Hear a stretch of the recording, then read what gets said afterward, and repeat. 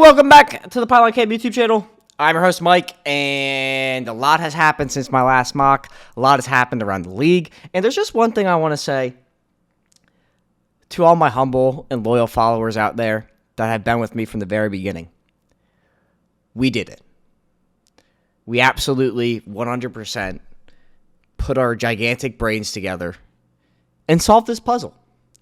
In that, if you have been a Pylon supporter, a Pylon Cam squatter, a G, a gangster, an absolute beast from the beginning of time,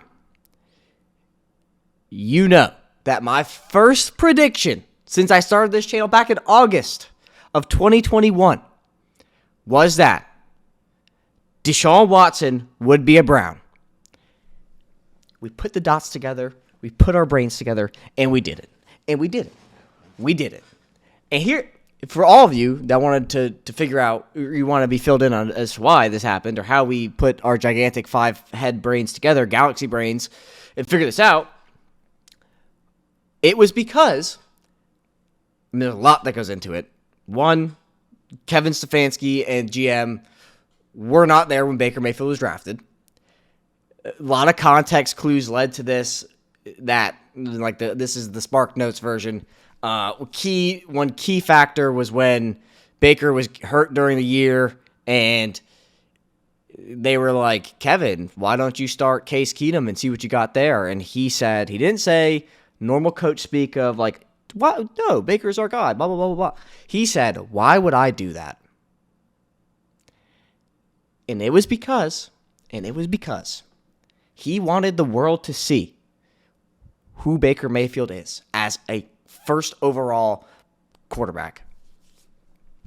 That Browns team, I mean, like, dude, the Browns have like a top 3 roster in the league, and you didn't make the playoffs. Like, I don't think many quarterbacks could have not made the playoffs unless your name is Carson Wentz, who basically did that with the Colts, or Baker Mayfield because he didn't do it this year. He's hurt, whatever.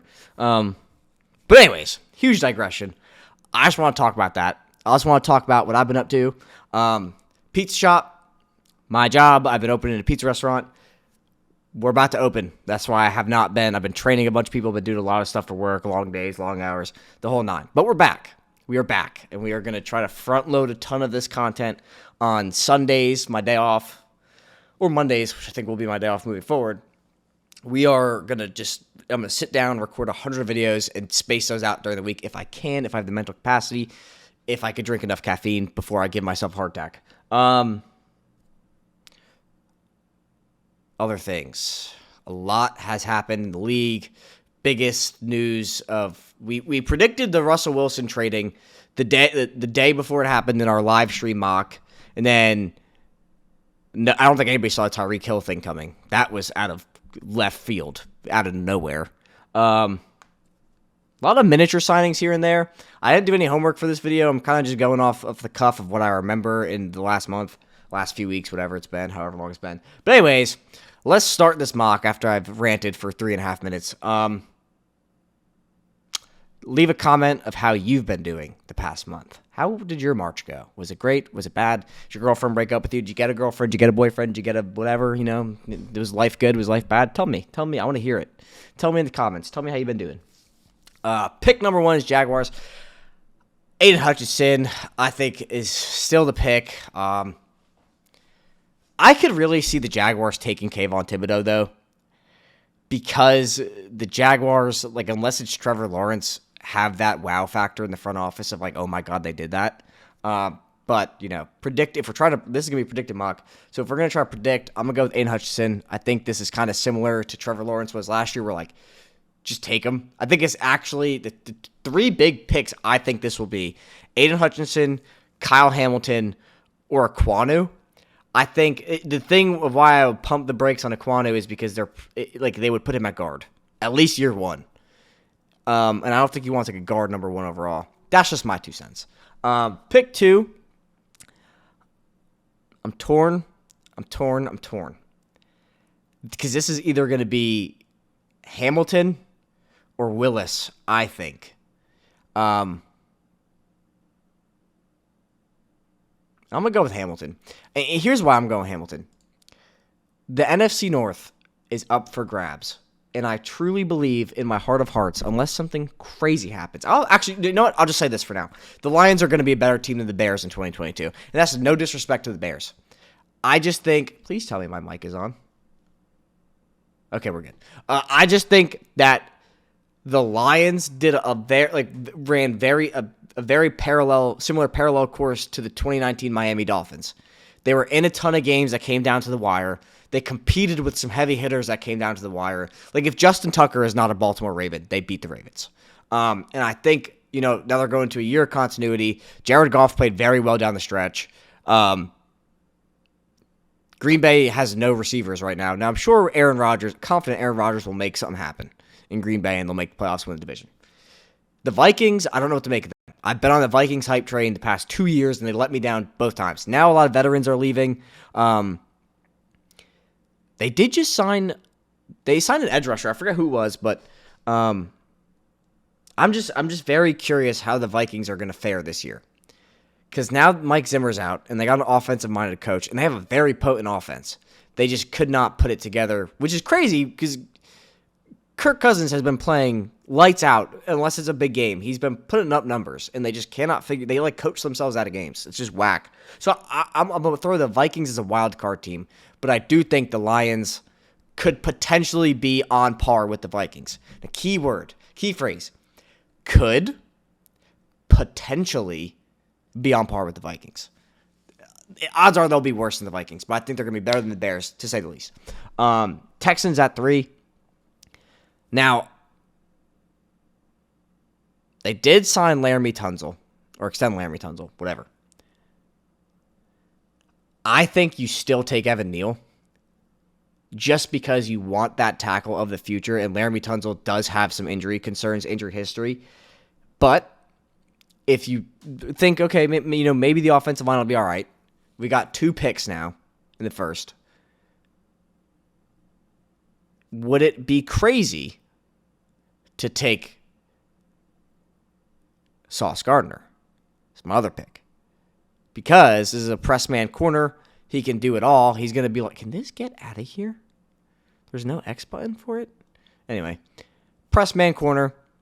He's going to be really good in the league. I think he's huge, very long. But again, in a rebuild, do you want to use this pick on a corner when potentially you get Derek Stingley here at pick 13? I think you take Evan Neal. I mean, he's not my OT1. I'm just going to say that. He's not. But I think if you want the safest prospect, sure, take Evan Neal. Jets at pick 4. I do not think they're going to pass on Thibodeau if he's here. There is a very good chance they take Ekwonu, but I do think there is a very good chance they do not pass on. My picks for them are either Thibodeau, Ekwonu, or Gardner here at pick 4. Pick 10, it's a little bit different. But, yeah, let's go with this. Giants at pick 5. It's either Ekwonu or Charles Cross, whoever you fancy.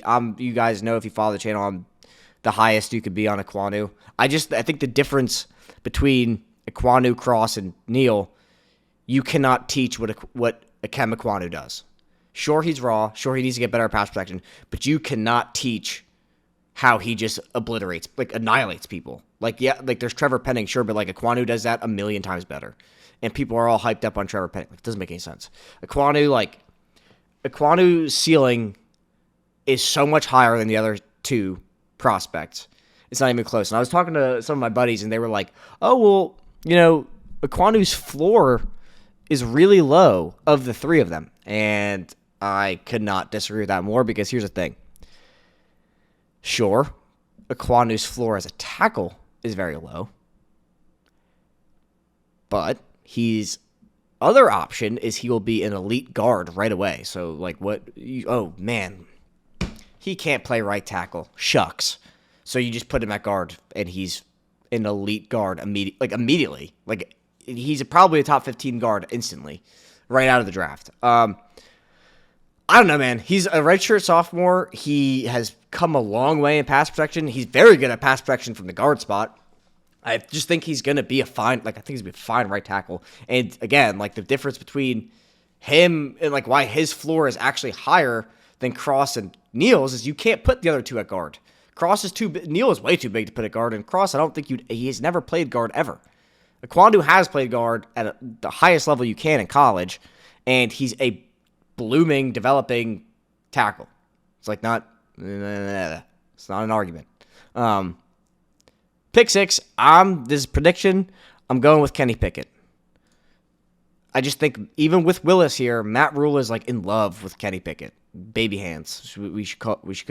I'm 5'7", 5'6", and my hands are the same size as Kenny Pickett's. He is 6'4", 6'3". That is nuts. Absolutely nuts. Giants back on the clock. Pick 7. If I'm the Panthers, I'm taking. If I have to get a quarterback, I'm taking Willis. But they seem to be in love with Kenny Pickett. It's such a Matt Rule. Matt Rule is kind of becoming. I feel I'm not going to say that because that's not really totally true. Giants at pick 7. Sauce still here. They're going to trade Bradbury. I think you either take Sauce or you go Cross and just put Aquanu at guard. Put it to rest. Charles Crosby. Then you got 3 franchise players on your line forever. Thomas, Cross, and Aquanu. But I understand you don't want to double dip, and with Wink Martindale there, you're gonna need a press man corner for his defense. And if you trade Bradbury, you don't have that. I like the idea of putting Gardner with Bradbury. Then you got a really good secondary with Adoree Jackson and Rodarius Williams. Maybe is his name. Whoever your cornerback 3 is. Or if you want to go edge, I love Trayvon Walker. I'm in love with Trayvon Walker and Jermaine Johnson. But with how the board is shaped out, I'm going to go with Sauce. I think that's perfect pick. Not Giants. Falcons at pick 8. Let's go. They need a receiver really bad. They need a successor. Oh, no, they trade. That's the other big trade. They traded Matt Ryan's ass straight to the Colts. And I think that makes them better. The Colts better, not the Falcons. So let's think. Desperately need a quarterback. And I think the Falcons have just rolled over and accepted we are now in full rebuild, which I think is a smart thing to do at some point you got to do it. The longer you fight it, the longer you push it off, you'll never make a Super Bowl. I think what we are seeing with teams, unless you're the Rams, you need to break everything down and start from the ground up if you're going to do a traditional rebuild. If you're going to do the Rams rebuild, you have to do it right, or it's not going to work. I think a lot of people are getting hyped up on the Rams don't care about picks. They've just traded everybody, and now they're doing great. Yeah, they did. That was great for the Rams. They did it right. But I don't think every front office can do what the Rams did. I think you need a special people group, personnel group in the front office to do that. I don't think every front office can do that. Now, I think with the Falcons, dude, this is actually a really tough pick because I think in a rebuild, you don't start with a receiver. That's just my 2 cents. I think we are in a pass-first league, and a lot of, especially this year, you just see a ton of receivers hit the free agency, and I don't think using your top 10 pick on a wide receiver is the most important thing in the world. I think getting a franchise quarterback first and then getting him that receiver either through the draft or through free agency is a smart thing to do, but you need to build the line as you go. Look at what the Chargers have done with Justin Herbert. I don't think there's a specific order to a rebuild. There are certain pieces you need, and you need to take the best piece when it's there, quarterback being the most important of those pieces, and the Chargers were smart enough not to pass on Justin Herbert, even though the line wasn't built yet. Right? So now we've seen Justin Herbert, and we've seen how they know what they have, and they've put I really do think the Chargers are very much so in contention to win that AFC next year. What they have done the past 2 free agencies and 2 drafts has been I would say not looking into the contracts and not looking into the detail, the nitty gritty of everything. The players they've drafted, the players they've gotten. 10 out of 10. They have done everything right. We're in 2 years after removed from drafting Justin Herbert, they could potentially win the whole conference. So with the Falcons, you really need to ask yourself, I feel like at pick 8, is Malik Willis the guy? Is he, is he the one that could take us to Super Bowls? Is he going to win the NFC South? I mean, I think so. I'm pretty high on Malik Willis. Yeah, let's take Willis. I think this quarterback class is so shallow. And here would be a counter argument to this. Let's say it's 2020. You got Tua, Justin Herbert, Joe Burrow. And forgive me if I'm forgetting. Okay, let's use a more recent example. 2021. You got Wilson, Trevor Lawrence, Trey Lance, Mac Jones, Justin Fields, Big Five, and Davis Mills. I think he should have been in the first round, but that's neither here nor there. Where does Willis fall into that group? Because I don't think he was a better prospect than, let's use the last quarterback drafted in the first. Nah, let's say Justin Fields, because Justin Fields went pretty late. He went at 11. Is Malik Willis better than Justin Fields as a prospect? Not as an NFL player, as a prospect. Because that would determine where he's going to get drafted. So, but again, like, if he's your guy and you think he's your guy who could take you to the Super Bowl, like, sure, jump on it. I think it would be a bad pick. Their line is abysmal, but I think Willis could be very special. Do I think the Falcons would get the most out of him? Absolutely not. Unless they change. Well, maybe. I don't know. Sorry, this has been a long rant about the Falcons, but it's tough pick to predict. Seattle at 9. I think they'd be very upset that Willis just went off the board, but I think we're going to get them their bookend tackle that Russell Wilson so desperately wanted in Charles Cross. We could have done trades, but we're already so far into it, and I forgot about trading. We're not going to do it. Jets at pick 10. Have they signed a receiver? No, they tried to trade for Tyreek Hill. I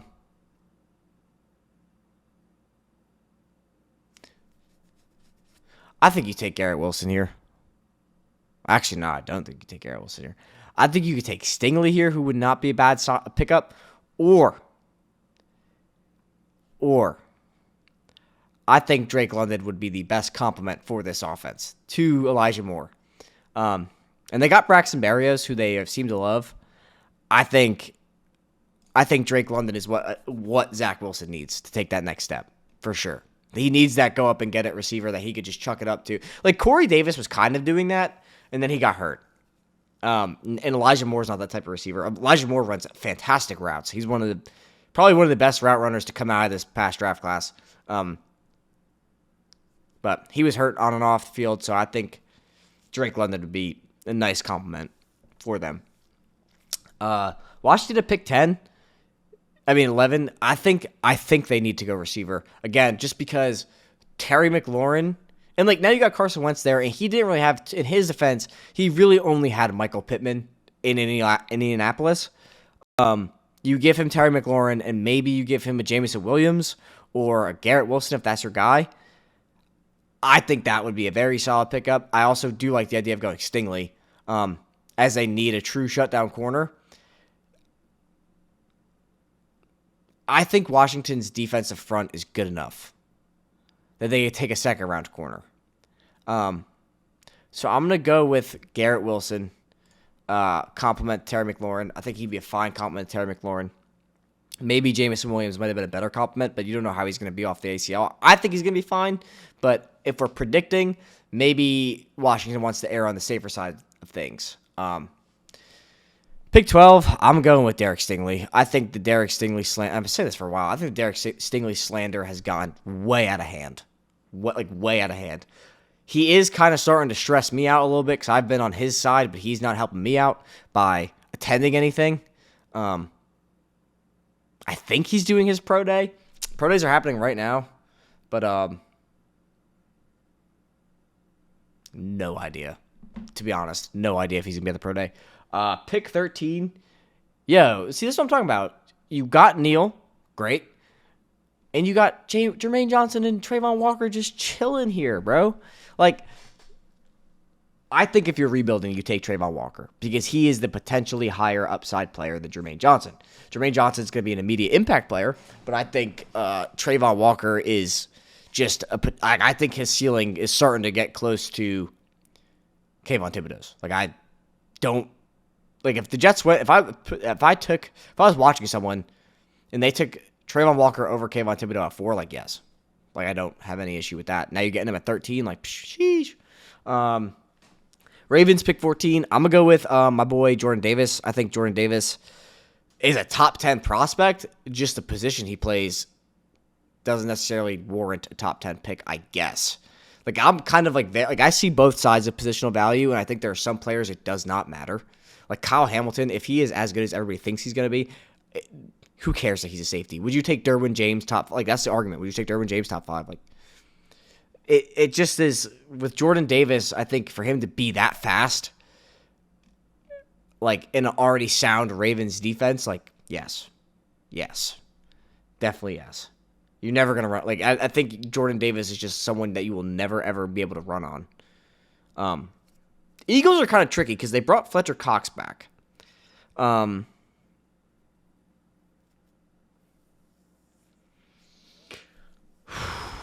think they need edge help. I'm going to take Jermaine Johnson, I think, is a very solid pickup if they're trying to go to the playoffs again. He's an immediate impact player. And I think to complement Devontae Smith, let's get him his teammate out of Bama. Actually, I don't know if they were teammates because I know Williams is a transfer from Ohio State, but I don't know when he transferred. I think he might have transferred last year. Jameson Williams is so good at football, dude. He's so good at football. I'm gonna take Jameson Williams. I think this is for the Eagles. Mwah. Chargers at pick 17. Now, this is a little bit tough for me. They really need a right tackle, but I am very hesitant on Trevor Penning. Like he said the best edge rusher he's gone up against was his former teammate Ellerson Smith, who was a 4th-round draft pick last year. And he didn't really do anything. So if that's the best competition he played, like either he's a real one and is just trying to boost his boy, or Ellerson Smith is really good and we just haven't seen it yet, or he's just not that good at football. Which kind of like Devontae Wyatt is definitely the safer pick, in my humble Mike opinion. But the need of right tackle is so big, I feel like you have to take Trevor Penning. So we're going to take, this is my reasoning, but we're going to take Trevor Penning. Saints need receiver help bad.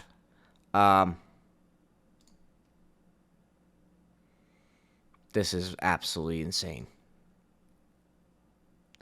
Like, I haven't really looked at these boards since pre-combine, and now that I'm looking at this, holy God. Like, you realize, like, I want you all watching me and listening to me to realize this, right? They moved Treylon Burks from wherever he was on this board, which was inside the teens, to 30 because he ran a 4.5.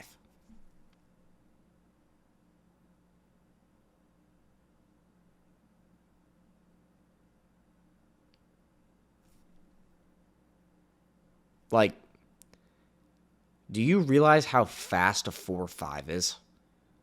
And you're going to penalize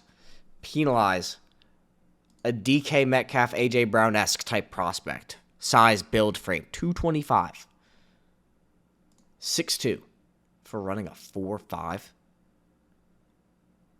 Do you realize how nuts that is? Now, with all that being said, do I think Burks is still the best receiver on the board? Absolutely. But predicting it, I would think that the Saints want to take an Ohio State receiver. Like, if Wilson was here, that would be their guy. No question about it. But because Olave's here and they still have Michael Thomas, who is their one, I think Chris Olave is a very, very high-end 2. I've been saying this forever, that Chris Olave is a very high-end 2.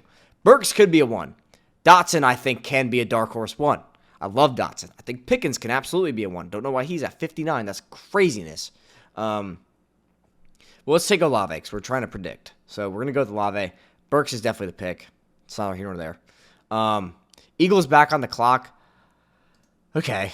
I think they definitely are in play for Linderbaum, but with McDuffie being here, I don't think they're going to pass on McDuffie. Another very good press man corner. Doesn't have the size that Sauce has to offer, which is kind of where the gap between the two prospects is really in the size.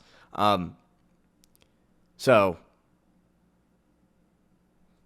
that's why people are going to be more inclined to take Sauce over McDuffie. But anyways, I think McDuffie's going to be great. He's normal size for a corner, I feel like, where Sauce is like, oh my God, he's 6'3" and that good, which is like not really seen that often. Steelers, I think we're going to take either it's Linderbaum or Zion Johnson for me. Let's get them some interior help. I think Johnson is a safe pick. He's a safe pick. Is he better than Tyler Linderbaum? I don't know. But Tyler Linderbaum has some flaws in his game that are trait-based, not skill-based, if that makes sense. So, the arm length, the size is a little bit on the lower side for Linderbaum. Does he back it up with elite play? Yes. Is that going to translate? Probably. But might it not? Yes. Like, there is a chance it might not. Zion Johnson, prototypical size, prototypical everything, and has been playing very well in the offseason of, like, Senior Bowl, Combine, probably his pro day, which I don't know if it happened or not yet. But he has been, like, I'm sure he's going to kill his pro day. He's been checking every box. I'm going to go ahead and take Zion Johnson for the Steelers. I think they're definitely going to go O-line. It's definitely the move. Pats at 21.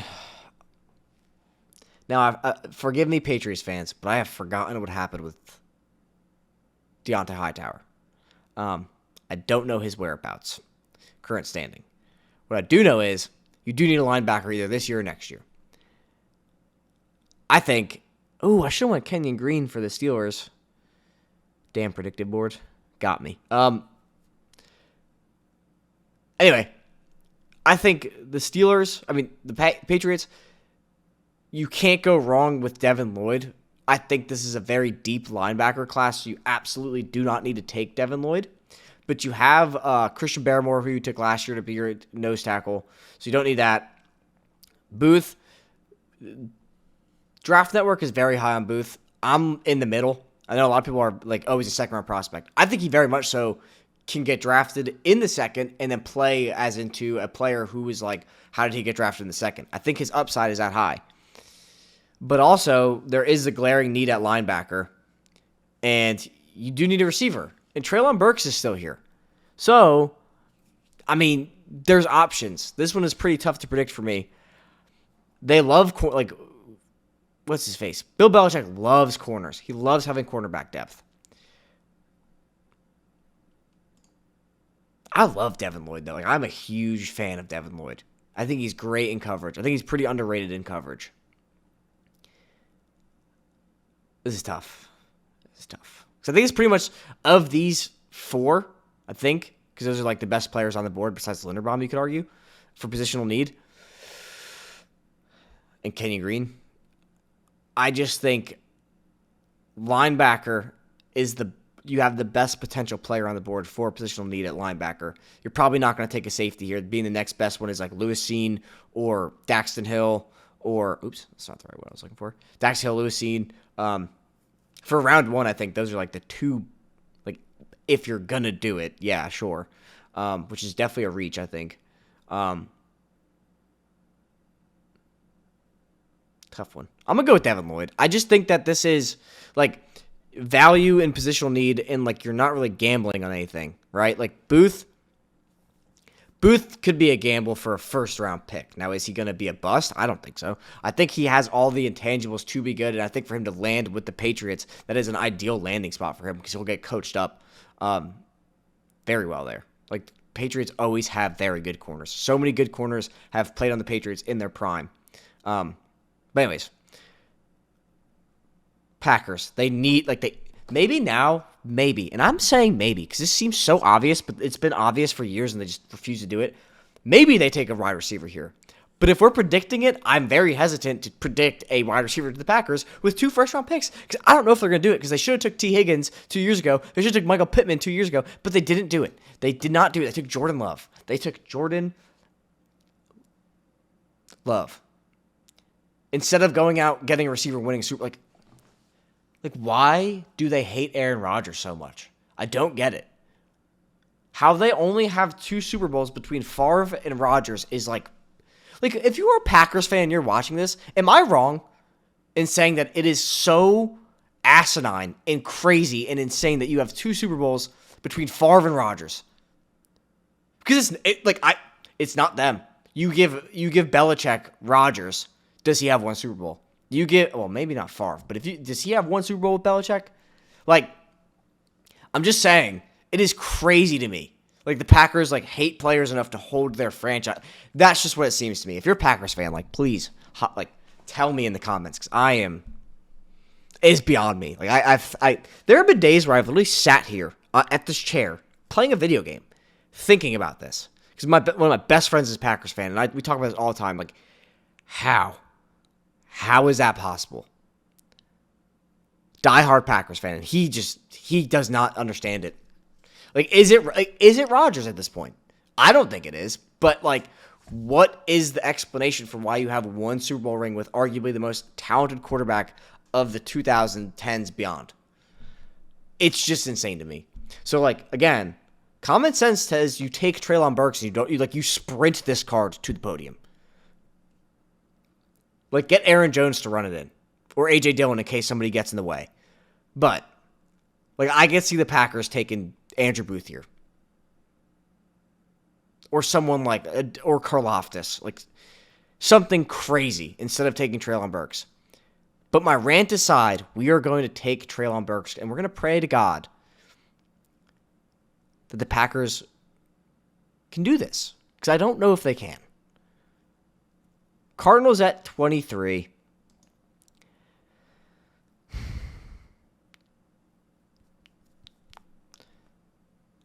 I think you need a receiver, personally. You have A.J. Green, D-Hop, who's, I think out of his prime. I love D-Hop, but I think he's going downhill fast. I like Kaiir Elam here. Kaiir Elam here. I just worry about your receiving core. Is Christian Kirk worth $80 million? In literally no universe is Christian Kirk worth $80 million. But Jaguars, this is what I'm talking about. The Jaguars need to be spoon-fed the right steps, or they're going to do something stupid. They were doing so many things right, and then boom, I get the Twitter notification. $80 million for Christian Kirk, who I think has had, in 4 years, 5 100-yard games. No season over 10 touchdowns, and I don't even think he's close. So you don't have Christian Kirk anymore. Is it a bad thing? Yeah. Is it the worst thing? No. You have D-Hop, who's declining, and then you have A.J. Green. And Rondale Moore. That's who I was forgetting. I was trying to think of who I was forgetting. And I'm very on the fence about it. I did not like Rondale Moore coming out, and I don't know what he'll be besides a special teamer. He flashed a lot throughout the year, but he was never a consistent threat, playmaker, etc. You get the vibes. And I love Jahan Dotson. I'm in love with Jahan Dotson. I love George Pickens.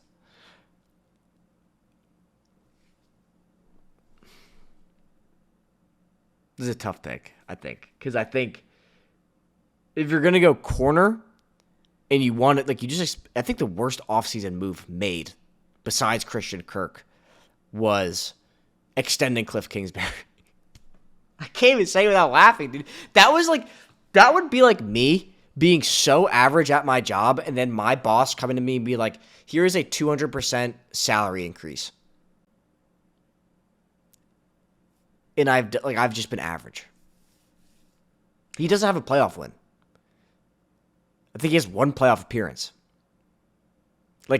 You just extended a dude who could not win in college football with Patrick Mahomes, right? For 5 years, who has one of the most talented rosters in football, by the way, or did. And he has no playoff wins. You extended him for 5 years. Anyway, I'm getting sidetracked. It's been a while since I talked about this, so I got a lot on my mind. I like Devontae Wyatt here, but I think they just signed a nose tackle, so I'm not sure how hot I am on that signing, or that pick. If they didn't, I think they should take Devontae Wyatt, but if they did, maybe not. I'm going to take Kaiir Elam. I think it's a little rich for the receivers left. I think Jahan Dotson would be amazing, but I mean, like, I have been high on Elam since the beginning of me starting these drafts, and he kind of fell off a little bit, but he's starting to bounce back from pro days and stuff. I just think, yeah, he had a down year, but his year before, I think his 2020 season or 2021 season was like 2020 season, yeah, was very good. Or whichever, he had a very good year and then he had a bad year, and now it's like, oh, he's not that good anymore. No, and it was a little bit hurt, but I think his size and play style is much better than Booth's, because Booth gets bullied by physical receivers, and this dude's gonna have to play against DK Metcalf twice a year. So, like, let's keep that in mind. Anyway, pick 24. I like Linderbaum here. I know a lot of people have been mocking Linderbaum here. I think receiver is a big need, more than anybody's talking about, because if you think about it, right, you got Gallup, who's coming off an ACL tear and has been pretty injury prone. Not like injury prone in the sense of like, oh, he's constantly getting out for the season, but like rolling his ankle, doing stupid stuff with like not stupid stuff like he's doing it, but like constantly getting like, I guess, bad luck injuries. We could chalk it up to that. And then you have CD, who's great. And then you lost, he went to the Dolphins. Cedric Wilson, who was fine. Like, he was a fine receiver who was just buried. Like, he was a talented player buried on a depth chart. So, I mean, like, I like Dotson a lot to the Cowboys. I do. I think cornerback is a big need for the Cowboys. I just think they need a cornerback 1 or 2. I think Diggs is a very good player. I'm just on the fence of, can he be a cornerback 1? And I don't think that's I don't think Cowboys fans are going to come for my throat saying that. But I don't know if you want him to be your cornerback 1. Like, he would be one of the best cornerback 2s in the league, I feel like. But do you want him to be your cornerback 1 is my question. Like, would Booth be a better cornerback 1? I don't think so. But maybe trade for one. Like, the Giants wouldn't trade James Bradbury to them, but he's a cornerback 1.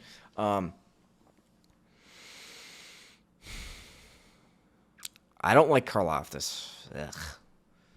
I just think he's like, I like Boye Mafe here. Let's take Boye Mafe here. I think that's a solid pick. Let me think about it, because a few Cowboys fans came after me. And I forget if it was because I picked a linebacker or an edge rusher. But you guys did just lose whoever went to the Broncos. I forget if it was Randy Gregory. Yeah, I think that's who it was. Let's take Boye Mafe. I think Boye Mafe is just a better player, potentially, than Karlaftis by a million miles. Okay. 25. I don't really see this as a thing. I think it's more of this and more of this. The reason more of this is because, like, dang, Linderbaum is still on the board, bro.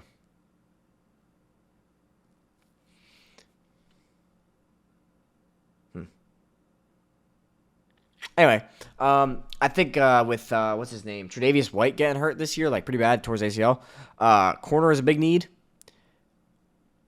and the Bills have been a team in recent hit. Now, correct me if I'm wrong, Bills Mafia, but y'all have been a team that seems to like higher upside players than safe picks. Now, I'm gonna use my most recent example, Gregory Rousseau.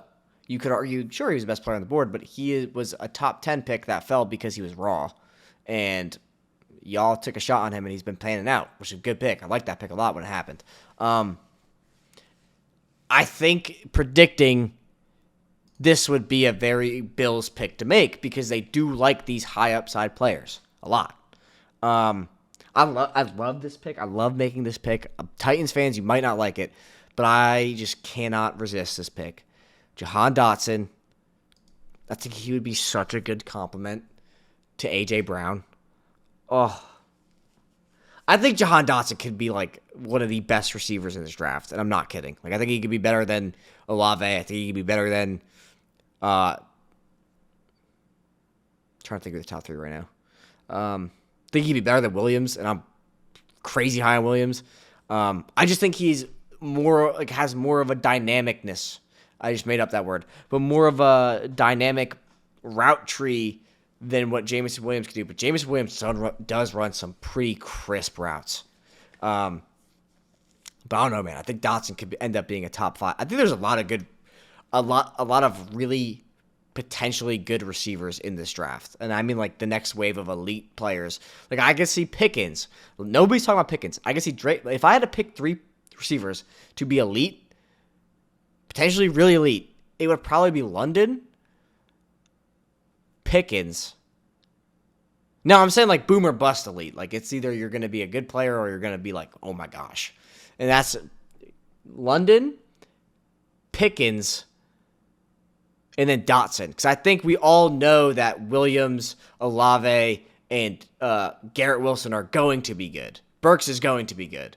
But that's just my 2 cents on that. Like, I hope that made sense. And then pick 27 with Ali Marpet retiring. I think Kenyon Green is definitely, especially with Brady coming back, definitely the pick. Pick 28, we went receiver. I like Karlaftis here. Like, this is a fine pick for Karlaftis. This is a fine spot for Karlaftis, especially with how the board fell out, with, like, who's left. Like, Tyler Smith wouldn't be a bad pick, but he can't play tackle. Yeah, I like Karlaftis here at pick 28. Chiefs at pick 29. I'm gonna get spicy with the Chiefs. They desperately need a receiver, so that's actually not spicy at all, but I was gonna do it anyway. I'm gonna go with Pickens, bro. George Pickens. I'm telling you.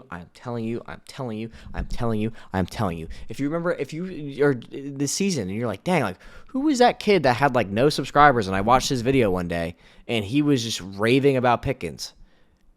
It was me.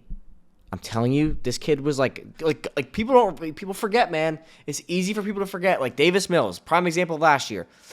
People forget Davis Mills was a number 1 first round prospect that fell because of knee concerns. Now he's lighting it up. He's one of the best rookie quarterbacks to come out of last year. George Pickens was he was the number 1 receiver going into this year. Then he got hurt. Everybody stopped talking about him. He fades out of memory. Nobody cares anymore. I'm telling you, dude, do not be surprised when George Pickens comes, especially if he goes to the Chiefs. I'm telling you, dude, remember George Pickens and the Pylon hype train behind George Pickens. Anyway, they need a corner. They do need a corner bad, but I think with who's left, like I think now it's just let's take the best player available.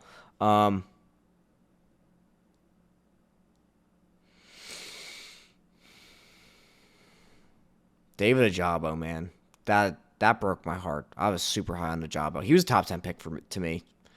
His upside. Let's go with Lewis Seen. I think that's a back end of the first for a safety. Like, you want to argue positional value, you can't get better than that. The Bengals did have a big free agency signing with Lael Collins. I think Tyler Linderbaum, you get a franchise center for Joey B. Yes, sir. And then here's my thing, right, with this pick. It comes down to the argument I kind of made in the beginning of the video. Do you want to compete this year or do you want to build for the future? If you want to compete this year, I would argue you take like a position, an immediate impact player in like for positional need, right? So like you either like for me it would be a wide receiver, maybe not. I think here's what I'm trying to say. I think you don't take you take an edge rusher here if you're building for now, and here's why: because you think you're good enough where you just want to get better. And like the reason why I say don't take a receiver now is because you're picking again in 2 more picks. Goes Jags, back to the Lions. And the Jaguars already took an edge rusher. Or maybe I'm trying to say don't take an edge now, take a receiver now, and then take an edge later. The Jaguars already took an edge rusher. So they're not going to double dip at edge at pick 33, right? So it would make sense to grab the best receiver available, or, and this is kind of the other option, if you want to take the 5th-year option on a quarterback, it's not a bad idea to throw your dart here, because you're kind of like, all right, well, we have this extra pick that we shouldn't have, and maybe we want someone who has a lot of upside that could sit behind Goff for a year or two and then we put him in and keep building the team to be ready to compete with our guy, who, again, is on a 5-year contract. So it really comes down to what does the Lions front office want to do, and I do think they want to be competitive more than they want to build for the future. If it was up to me and I want to be building for the future and be competitive, I think I would take a quarterback here. Because, again, like, I think it's a good idea for the future. And, like, with how deep this class is at edge, particularly, and there's still some good free agents out there for wide receivers. Like, Allen Robinson hasn't been signed yet. And a few other guys who I'm forgetting off the top of my head. It's a tough pick. I think I would probably go. I probably would take someone like Sky Moore, maybe. The problem is he's not really the best pick because of his size compared, or like to put alongside with, because you already have St. Brown, who's like a solid player. I think I would take Christian Watson just for like to be a better complement in that he's an outside receiver, not a slot guy like Sky Moore is going to be, even though Sky Moore could do a lot. Like, he's a very flexible player. And then you're going to take your edge rusher at pick 33, where you could get pretty much everybody. Like, you get a Jabo, or someone who I'm crazy high on is Arnold Ebiketie. A lot of people have not talked about him enough, in my opinion. I think Penn State linebackers and edge rushers are just freaks at the next level. One of the most consistently. Just look at the track record of recent years. But you know what? You could also make the argument for Jacoby Dean. I think he's definitely got to go in the first. I think there's just a lot. My point is, there are a ton of options to be made with this Lions pick. It's just which direction do they want to go. And if I'm trying to predict, I do think they will take a. See, I don't know. Now I'm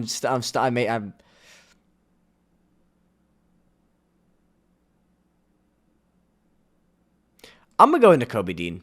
I think he is an immediate impact player, and he just needs to go in the first round. But anyway, guys, that's gonna do it for this video. I hope you enjoyed it. It's been a while. It's been a lengthy one because I had a lot to talk about, and it's been, But anyways, I hope you enjoyed it. A lot more content coming. I'm trying to figure out how to just pump it out. But anyways, leave your comments, thoughts below. Let me know how I did. Let me know if you hated it. Let me know if you never come back again. That's fine. I'll try to make it better so you do come back next time. But anyways, thanks for watching. Thanks for tuning in, and I'll catch you next time. Peace.